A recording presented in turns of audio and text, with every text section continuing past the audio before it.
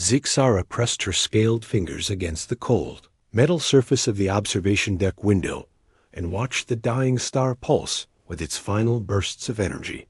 The Kepler station had been her home for 3 cycles now, and she had grown used to the constant hum of machinery and the mix of alien voices echoing through the corridors. As a saurian xenobiologist, she had worked alongside many species, but today would bring something new, and she found herself curious despite her natural caution. The transport ship appeared as a small dot against the starfield and grew larger as far. It approached the docking bay. Zixara had read the files about these newcomers, called humans, and most of what she learned seemed unremarkable. They were a young species who had only recently developed faster-than-light travel, and their technology appeared crude compared to the elegant systems used by the Alterians or the bioengineering marvels of the Xanthari. The other researchers at the station had already dismissed them as primitive creatures who somehow stumbled into space travel through luck rather than true advancement. Dr. Korith, the station's Alterian director, had made his opinion clear during the morning briefing. When he assigned the humans to basic security duties and support roles, the reptilian scientist had noticed how the other aliens in the room had chittered and buzzed with amusement at the thought of these soft-skinned mammals trying to contribute anything meaningful to their advanced research. But Zixara had learned long ago that assumptions often proved dangerous, and she decided to observe these humans with the same scientific attention she gave to any new specimen. The docking procedures took longer than usual, and Zixara wondered if the human pilot was having trouble with the station's automated systems. When the airlock finally cycled open, she got her first look at the creatures who had caused so much discussion. Captain Jake Morrison stepped through first, and Zixara was struck by how ordinary he appeared. He stood upright on 2 legs like several other species, but lacked the natural armor of her own people or the chitinous plating of the insectoid races. His skin looked pale and soft, and she could see small hairs covering his arms and face. Behind him came Dr. Lisa Chun, who appeared even smaller and more fragile than the captain. The introductions proceeded formally as each human was assigned quarters and given basic orientation materials.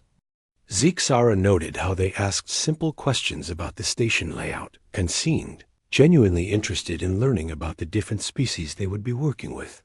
Dr. Chun approached her after the ceremony and requested a meeting to discuss possible collaboration on stellar radiation research. The human spoke in clear, simple sentences and showed none of the arrogance that Zixara had come to expect from species who considered themselves advanced.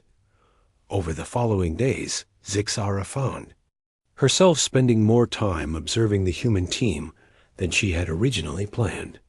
They moved through the station with careful attention to their surroundings, and she noticed they always seemed to know where the emergency exits were located in any room they entered. Captain Morrison made regular rounds at the security stations and spoke at length with the automated systems about defensive protocols. When asked about this behavior, he simply explained that humans preferred to understand their environment thoroughly. The other species on the station treated the humans with polite indifference or barely concealed amusement. The massive Chronon warriors found human physical weakness laughable, while the crystalline ethereals dismissed their crude emotional displays as primitive behavior. But Zixara began to notice small details that others missed. The humans carried themselves with a kind of controlled alertness that reminded her of predators from her homeworld. Their eyes moved constantly, and she realized they were always watching and cataloging everything around them. During her first research session with Dr. Chun, the human suggested several unconventional approaches to studying the dying star's radiation patterns. Her theories violated several established principles of astrophysics, but when they tested her ideas, the results proved surprisingly accurate. The humans seemed to think in ways that bypassed traditional scientific methodology, and yet arrived at correct conclusions through intuition and creative problem-solving. Zixara found this both fascinating and slightly disturbing. The humans integrated into station life with surprising ease. They shared their food, which most aliens found strangely appealing, despite its simple preparation methods.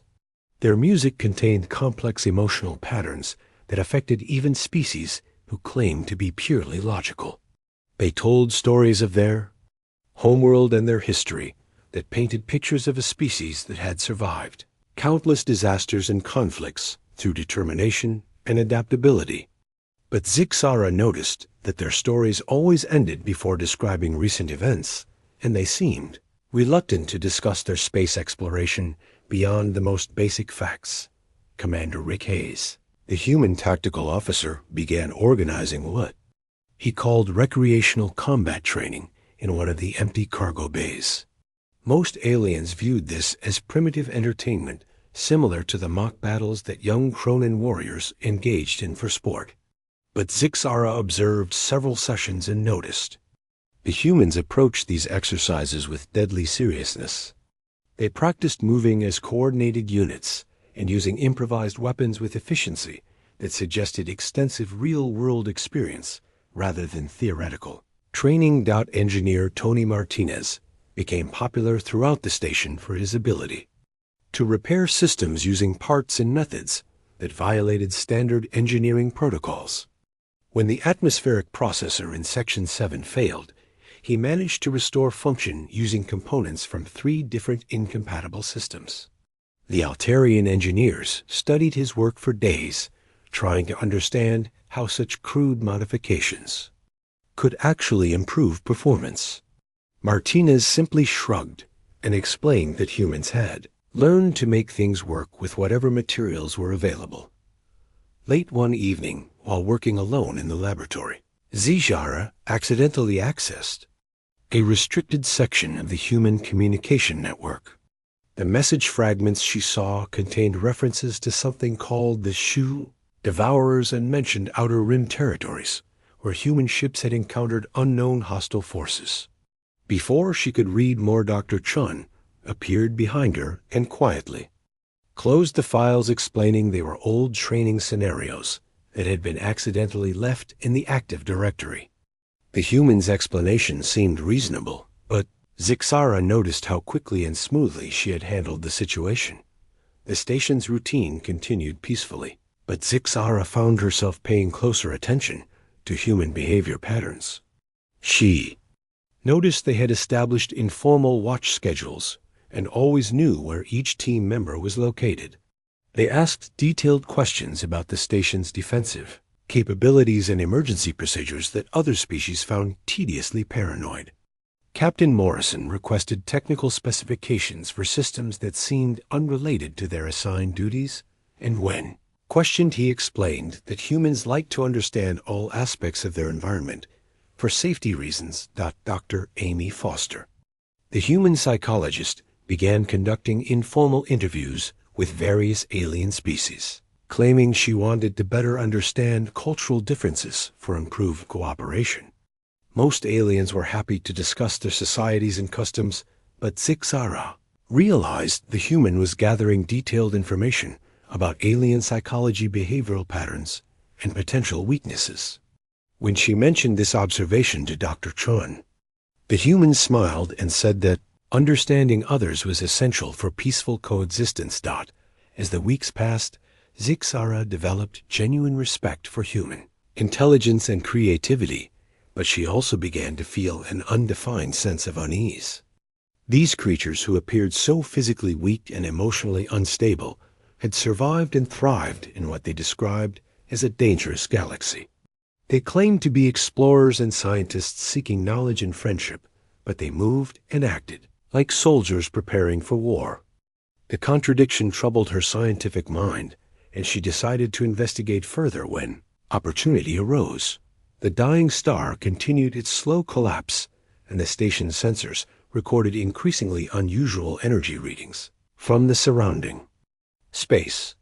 Most aliens dismissed these anomalies as background radiation, but Zixara noticed Captain Morrison studying the data with intense concentration.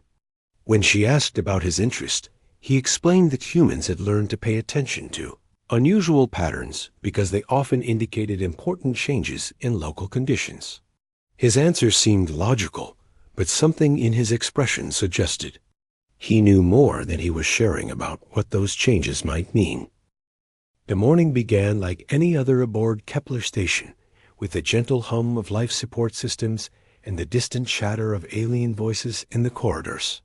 Zixara had grown accustomed to working alongside the humans and found their presence both comforting and mysteriously unsettling.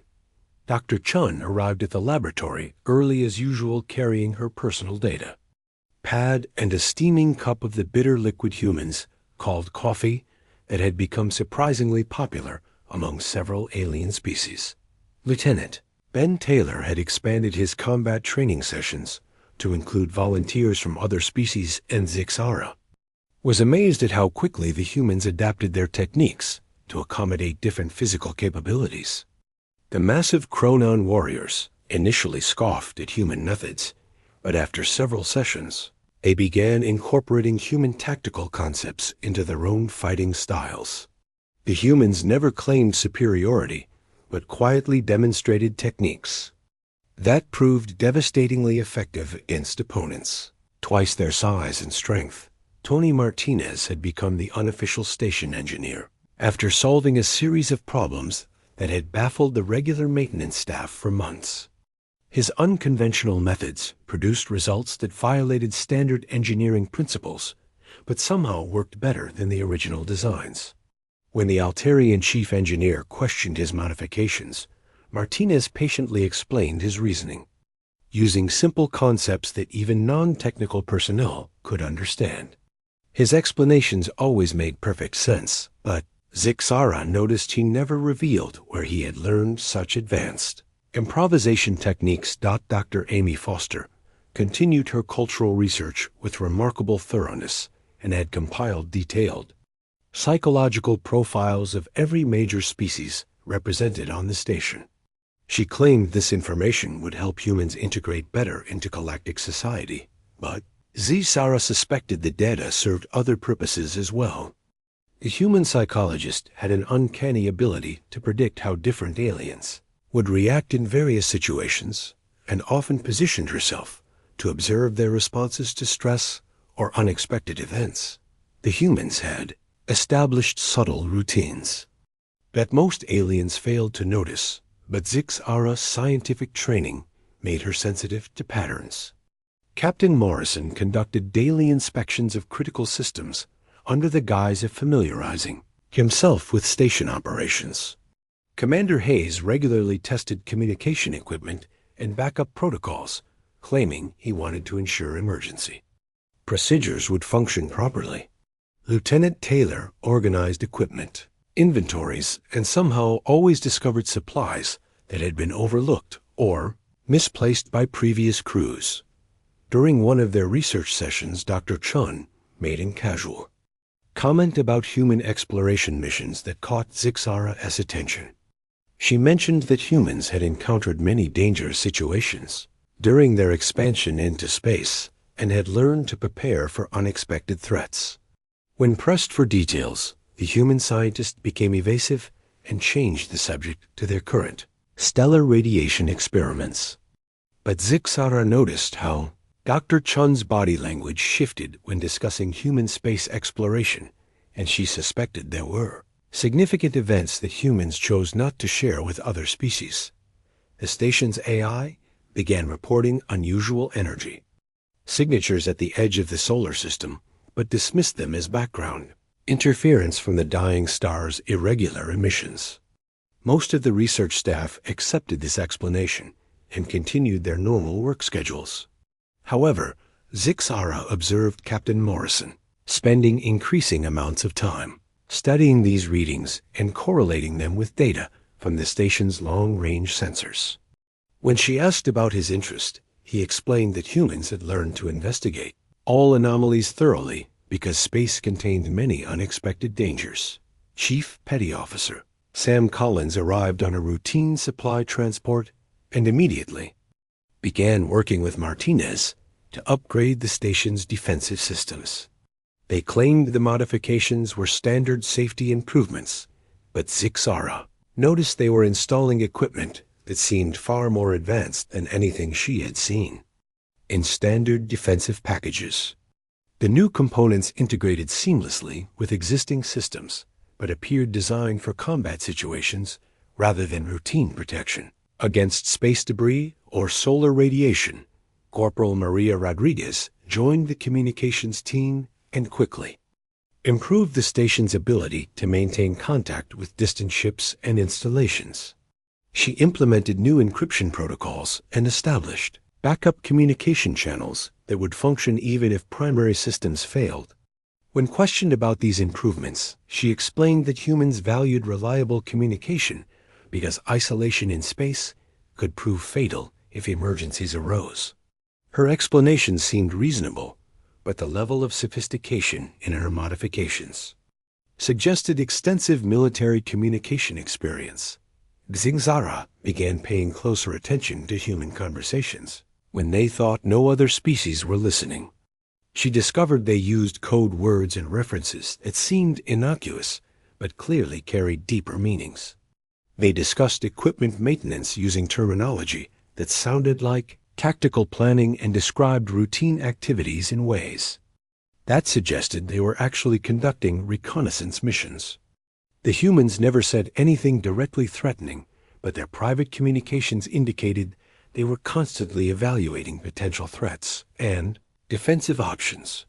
The other alien species on the station remained largely oblivious to these subtle changes, but Zixara found herself growing increasingly curious about human true capabilities. She decided to conduct her own discreet investigation and began monitoring human activities more systematically. What she discovered both impressed and alarmed her.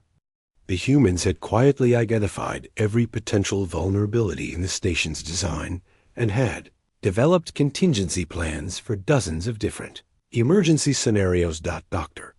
Foster's psychological research had produced detailed threat assessments for every alien species on the station, including their combat capabilities, psychological weaknesses, and likely behavior patterns under stress. Captain Morrison had mapped every critical system and identified multiple ways to disable or defend each one. Lieutenant Taylor had cataloged all available weapons and equipment and had developed tactical plans for using them effectively in various combat situations. The humans were not just living on the station, they were preparing to defend it against threats that other species had never even considered. Late one evening, while working in the yawl laboratory, Zixara accidentally activated a human data terminal that had been left unsecured. Before she could close the system, she glimpsed several files containing detailed information about something called Devourer encounters and tactical reports from engagements in Outer Rim sectors. The files contained images of organic ships and references to combat strategies that suggested humans had been fighting a secret war against unknown enemies. Dr. Chun appeared moments later and calmly shut down the terminal, explaining that the files contained old training simulations that were no longer relevant. The human explanation seemed plausible, but Zixara had seen enough to realize these were not simulations, but actual after-action reports from real combat situations. The humans had been fighting enemies that other galactic species knew nothing about, and their presence on Kepler Station was not coincidental. They were here for a specific purpose, and their friendly scientific cooperation was at least partially a cover for some kind of defensive mission. As the days passed, Zixara noticed increasing tension among the human team members. They maintained their friendly demeanor with other species, but their private interactions became more focused and businesslike. Captain Morrison held brief meetings with his officers that resembled military briefings more than scientific planning sessions. The humans began checking their equipment more frequently, and she observed them conducting discreet weapons inspections when they thought no one was watching. The energy readings at the system's edge continued to grow stronger and more Complex, but the station's AI maintained that they posed no threat to operations. Most aliens accepted this assessment and continued their research projects without concern. But the humans clearly disagreed with the AI's evaluation and were quietly preparing for something that other species could not see coming. Zixara realized she was about to witness either human paranoia or human prescience, and she suspected the truth would prove more disturbing than she could imagine. The alarm that shattered the morning quiet on Kepler Station was unlike anything Zixara had heard before. It began as a low harmonic pulse that seemed to vibrate through the metal structure itself, and then rose to a shrieking wail that made her scales stand on end. Emergency lights bathed the corridors in pulsing red illumination as automated systems announced a massive object emerging from hyperspace at the system's edge. The station's AI reported the vessel as unidentified and potentially hostile, but its mechanical voice carried none of the terror that gripped the alien crew members. Through the observation deck windows, Zixara could see the newcomer as a dark shape against the dying star's flickering light. The vessel was enormous and appeared to be constructed from organic materials rather than metal or composite alloys. Its surface writhed with what looked like living tissue, and she could make out fragments of other ships embedded in its hull like trophies from previous encounters. Long tentacle-like appendages stretched from the main body and pulsed with bioluminescent patterns that seemed to communicate with smaller organisms floating nearby. Panic spread through the station as aliens from dozens of species rushed to emergency stations or fled toward the escape pods. The crystalline ethereals dissolved into their component particles and reformed in defensive configurations, while the massive Cronin warriors roared challenges that echoed through the corridors. But their bravado quickly faded as smaller organisms detached from the bioship and began moving toward the station with purposeful intent. These creatures looked like living nightmares with razor-sharp appendages and acid dripping from specialized glands that dissolved metal on contact. Zixara watched in fascination and growing horror as the creatures attached themselves to the station's outer hull and began boring through the protective plating with corrosive secretions. The station's defensive systems activated automatically, but their energy weapons seemed to have no effect on the organic attackers. Conventional explosives only scattered the creatures temporarily before they reformed and continued their assault. Within minutes, the first breach alarms began sounding as the invaders penetrated the outer hull and began entering the station's interior spaces. As terror gripped the multispecies crew, Zixara witnessed a transformation in the humans that left, her questioning everything she thought she knew about their nature. The friendly, curious scientists and the relaxed security personnel vanished, instantly replaced by something cold and calculating. Captain Morrison's voice cut through the chaos with military precision as he began issuing orders that suggested extensive prior planning for exactly this scenario. His commands were crisp and specific, and the human team responded with coordinated efficiency that spoke of countless hours of training. Dr. Chun appeared at Zixara's side and calmly informed her that humans had been preparing for this encounter since their arrival at the station. The cultural exchange programs, the equipment modifications, the behavioral studies, everything had been preparation for war against creatures the humans called devourers. The gentle scientist who had shared coffee and discussed stellar radiation now spoke with the cold authority of a military commander as she explained that humans had fought these enemies before and knew their weaknesses.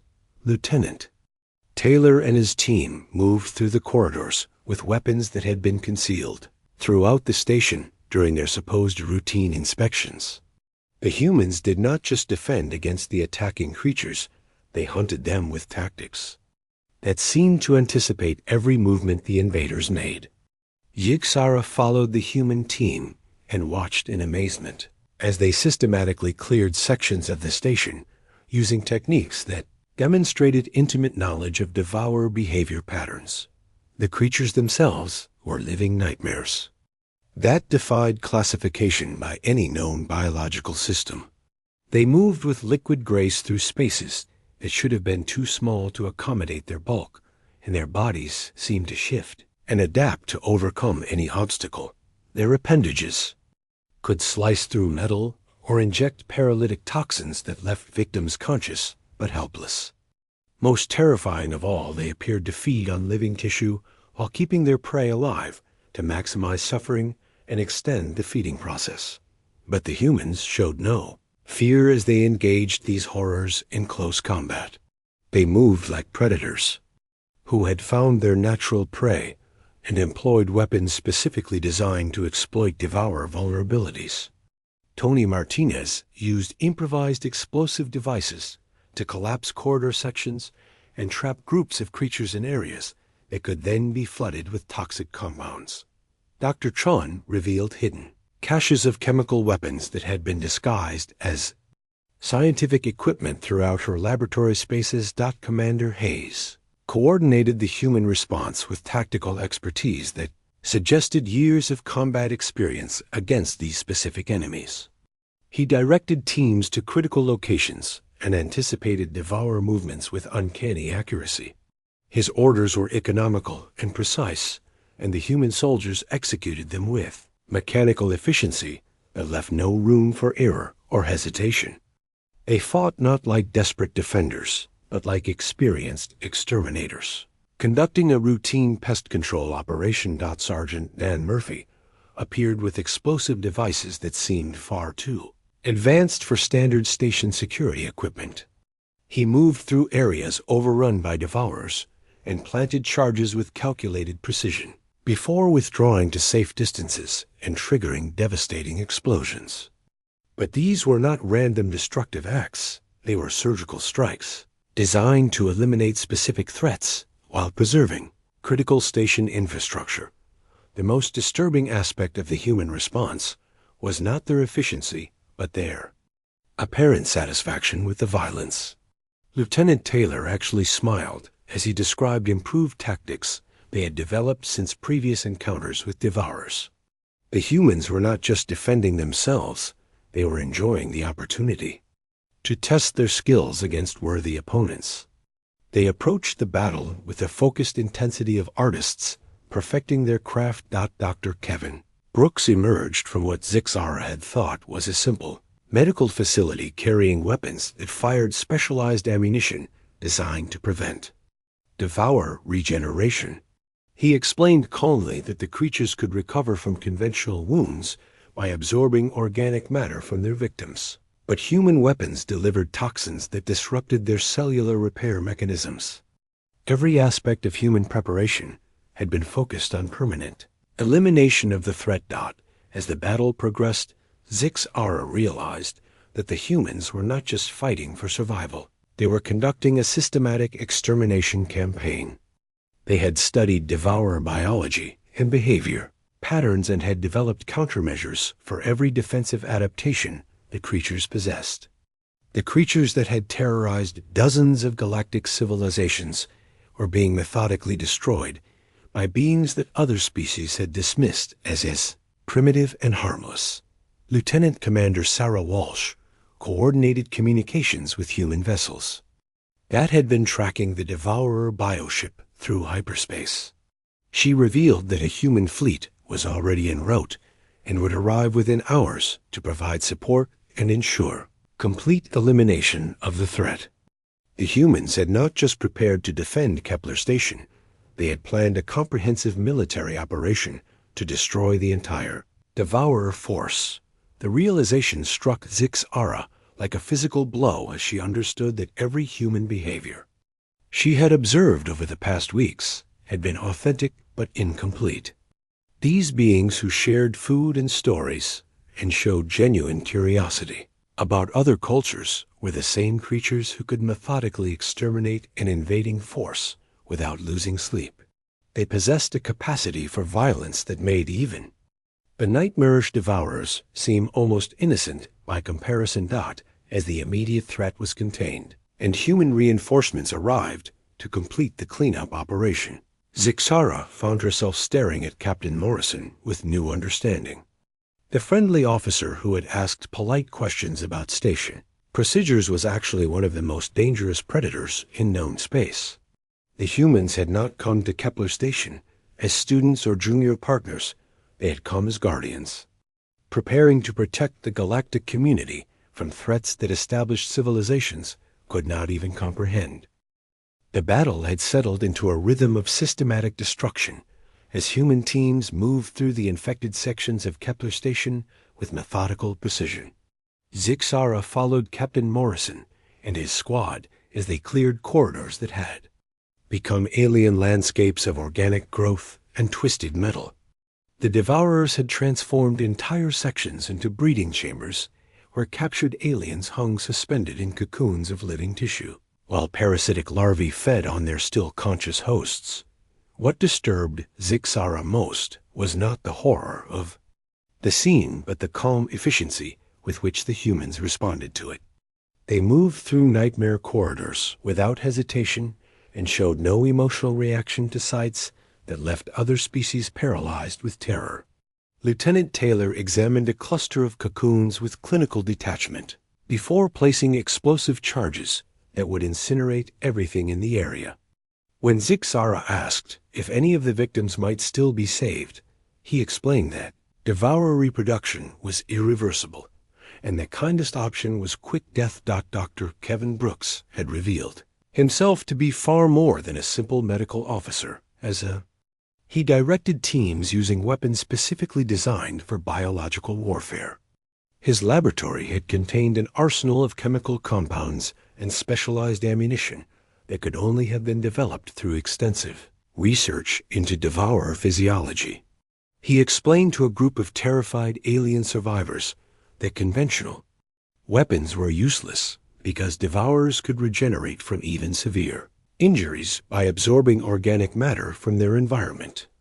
The human weapons fired projectiles that delivered cocktails of toxins and nanobots designed to disrupt cellular repair mechanisms and prevent any possibility of regeneration.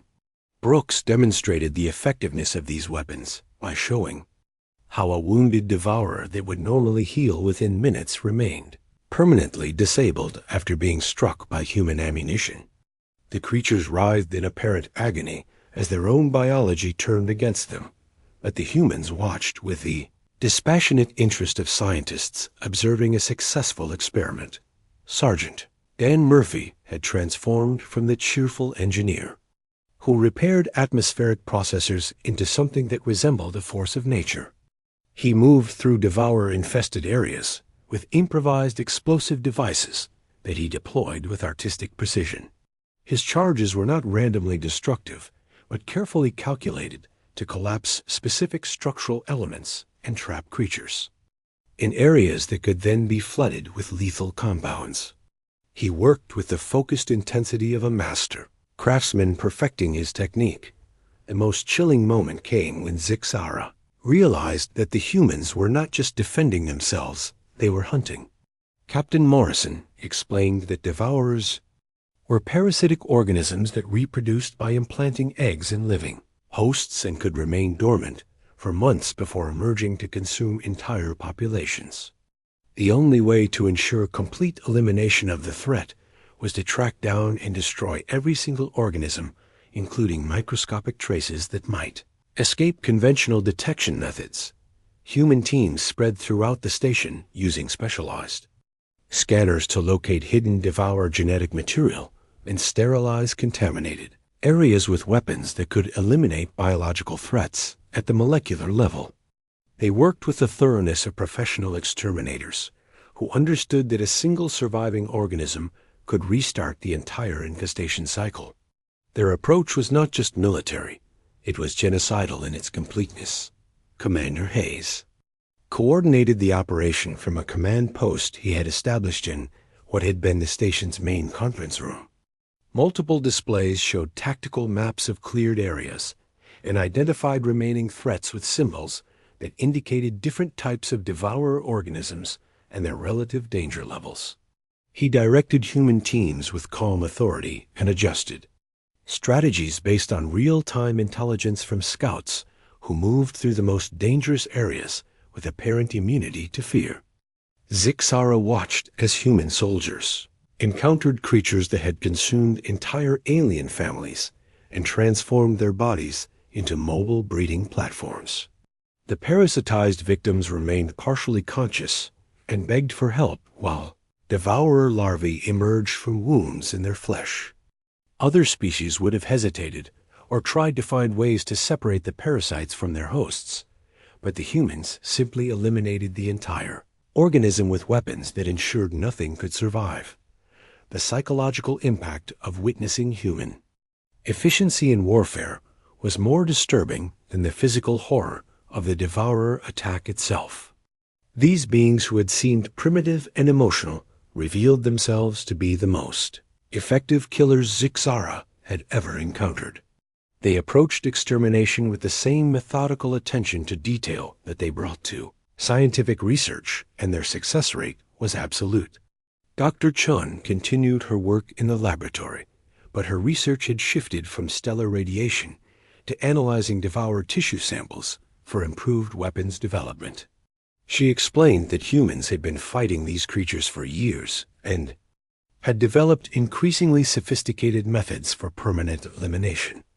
Each encounter provided data that was used to create more effective countermeasures, and the human arsenal continued to evolve in response to devourer adaptations.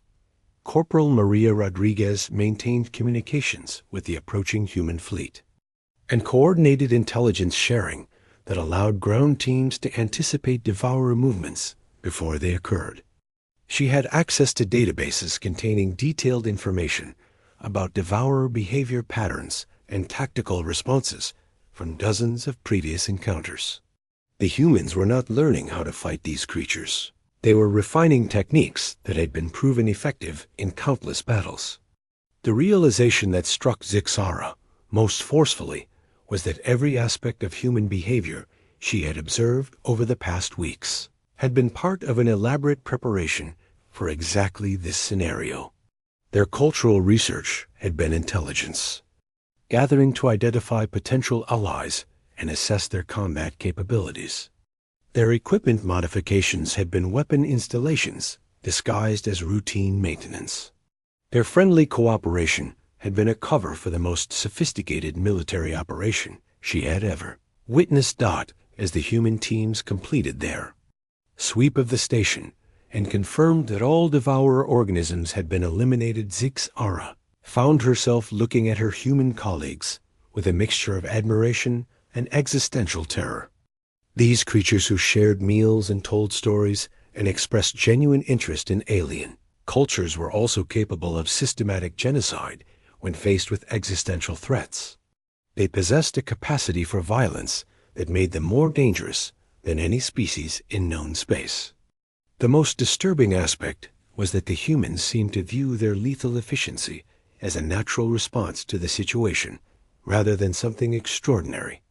They discussed combat techniques with the same casual interest they brought to scientific theories and showed no signs of psychological trauma from the violence they had inflicted.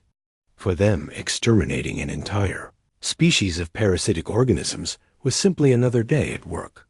Lieutenant Commander Sarah Walsh coordinated the arrival of human reinforcement vessels that had been tracking the Devourer Bio ship through multiple star systems.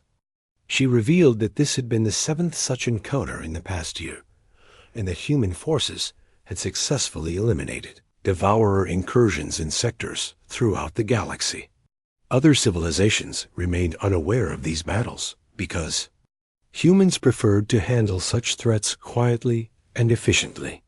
As the immediate danger passed and cleanup operations began, Zixara struggled to reconcile her understanding of human nature with what she had witnessed. The same individuals who had seemed curious and somewhat naive about galactic civilization had just demonstrated military capabilities that surpassed anything possessed by species with thousands of years of spacefaring experience. They were not the junior partners that other aliens had assumed them to be, They were the most effective predators in the galaxy, and they had been protecting everyone else from threats that established civilizations could not even detect.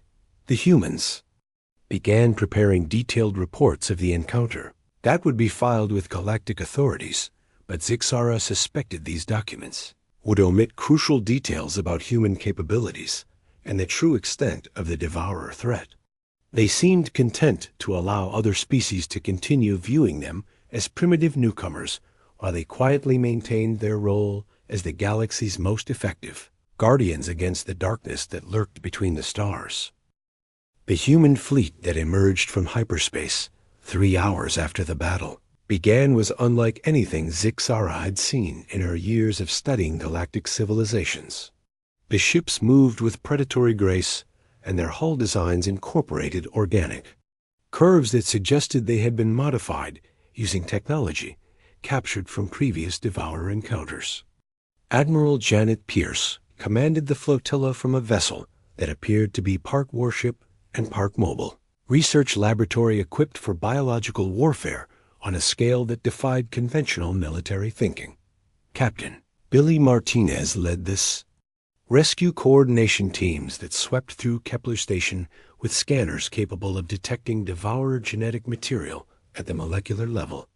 They worked alongside the original human crew to ensure that no trace of contamination remained anywhere in the station's structure. Zixara watched as they systematically sterilized entire sections, using methods that would have been considered excessive by other species, but which humans viewed as routine precautions. The cleanup operation revealed the true scope of human preparation for biological threats, as teams deployed equipment that had clearly been designed specifically for post-combat sterilization. They used weapons that could eliminate organic contamination without damaging the station's critical systems and employed techniques that suggested extensive experience with similar operations. Every action was calculated to ensure absolute elimination of any surviving Devourer organisms, including spores or genetic fragments that might regenerate under favorable conditions. Dr. Mike Chun arrived with the fleet and began conducting psychological evaluations of the human combat teams to assess their readiness for continued operations. Zixara observed these sessions and was disturbed to discover that the humans showed no signs of trauma or stress from the violence they had inflicted. They discussed their combat performance with clinical detachment and focused on identifying areas for tactical improvement rather than processing emotional reactions to the bloodshed. Admiral Pierce held a briefing for the surviving alien crew. Members and casually mentioned that this had been the 7th major Devourer incursion that human forces had eliminated in the past 2 years. She explained that humans had been quietly protecting this sector of space from biological threats that established galactic civilizations could not detect or comprehend. The species that other aliens viewed as newcomers to space travel had actually been conducting the most sophisticated military campaign in recorded history. Revelation that humans had been fighting a secret war against enemies that threatened all galactic life forced Zixara to completely revise her understanding of human nature and capabilities. These beings who had seemed primitive and emotionally unstable were actually the most effective predators in known space and had been using their reputation for harmlessness as camouflage, while they systematically eliminated existential threats to civilization itself. During the debriefing sessions, Zixara learned that human exploration vessels routinely encountered hostile organisms in unexplored regions of space and had developed protocols for dealing with biological threats that would overwhelm conventional military forces. They had established monitoring stations throughout the galaxy and maintained rapid response fleets capable of eliminating dangerous species before they could spread to populated systems. Captain Morrison approached Zixara after the formal debriefing and explained the deception that humans had been maintaining since their first contact with galactic civilization. He revealed that humanity had learned early in their space exploration that other species viewed them as weak and primitive, And this misconception had become their greatest strategic advantage. Nobody expected the seemingly harmless humans to be capable of the level of violence necessary to eliminate threats like the DEVOURERS. The psychological impact of discovering human true nature was more disturbing than the original Devourer attack because it forced Zixara to question fundamental assumptions about the nature of intelligence and civilization. The humans had demonstrated that the most dangerous predators were often those who chose to appear peaceful because their capacity for violence, when unleashed, was proportionally more devastating than species who displayed their aggressive tendencies. Openly, Dr. Chun revealed that her specialty was not stellar radiation research, but xenobiological warfare, and she had spent years developing methods for eliminating species that conventional weapons could not affect. Her friendly collaboration with Zixara had been genuine, but her primary mission had always been protecting the galactic community from biological threats that established civilizations could not detect until it was too late to respond effectively. Human research teams began collecting devourer specimens and biological samples for analysis in laboratories that would develop even more effective countermeasures for future encounters. They worked with the methodical thoroughness of scientists, but their research focused on finding new ways to kill rather than understand the creatures they studied. Every aspect of devourer biology was examined for potential vulnerabilities that could be exploited by improved weapons. Zixara confronted Captain Morrison about the implications of human deception and asked how many other species were unaware of the true nature of the beings they considered junior partners in galactic civilization. He explained that humans preferred to work quietly and allow other species to maintain their illusions of superiority, while humanity handled the dangerous tasks that nobody else was equipped to perform. The conversation revealed that humans had been protecting the galaxy from threats that included not only biological hazards like the devourers, but also rogue artificial intelligences and hostile extra-dimensional entities that leaked through unstable hyperspace rifts. Morrison explained that humanity had developed specialized response teams for each category of threat and maintained a network of early warning systems that monitored dangerous phenomena throughout known space. As the station underwent final decontamination, Procedure Zixara struggled with the philosophical implications of what she had learned about human nature.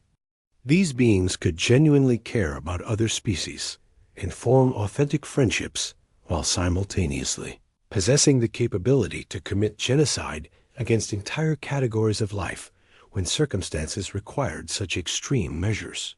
They represented a paradox that challenged every assumption about the relationship between intelligence and morality. The other alien survivors began requesting transfers to different assignments as soon as transportation became available, but Zixara found herself drawn to understanding human psychology rather than fleeing from it. She approached Dr. Chun and asked if the human research program had positions available for xenobiologists who wanted to study the threats that lurked in unexplored regions of space. The human scientist smiled and explained that they were always seeking qualified researchers who could handle the psychological demands of such work. Admiral Pierce offered Zixara a position aboard her research vessel as a xenobiologist, specializing in hostile organism analysis and threat assessment. The work would involve studying creatures and phenomena that most civilized species preferred to pretend did not exist, and developing countermeasures for threats that could eliminate entire star systems if left unchecked. Zixara realized that the humans were not offering her a scientific position, they were recruiting her to become a warrior in humanity's quiet war against the darkness. The decision forced Zixara to confront her own nature and determine whether she possessed the psychological strength to witness and participate in the kind of violence that humans considered routine.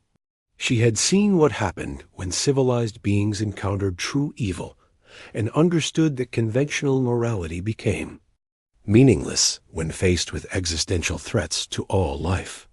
The humans had made a choice to become monsters in order to protect civilization from even worse monsters. As the evacuation of Kepler station neared completion, Zix-Ara made her decision and informed Admiral Pierce that she would accept the research. Position. The human commander nodded approvingly and explained that the orientation process would begin immediately because threats to galactic security never waited for convenient timing. She would be trained in weapons usage and combat techniques alongside her scientific duties because human researchers were expected to defend themselves when deployed to dangerous locations. The final moments aboard Kepler station provided Zix-Ara with a lasting image of human efficiency as the cleanup teams completed their sterilization procedures and prepared to abandon the facility. They had eliminated every trace of devourer contamination and gathered intelligence that would improve their response to future encounters, that they showed no emotional attachment to the station they had defended. For humans, every location was temporary, and every mission was simply preparation for the next threat. Captain Morrison approached Zix-Ara as she prepared to transfer to Admiral Pierce's vessel and offered some final advice about working alongside humans in combat situations. He explained that the key to psychological survival was understanding that violence was sometimes the only rational response to certain threats, and that the capacity for extreme action did not negate the possibility of genuine compassion.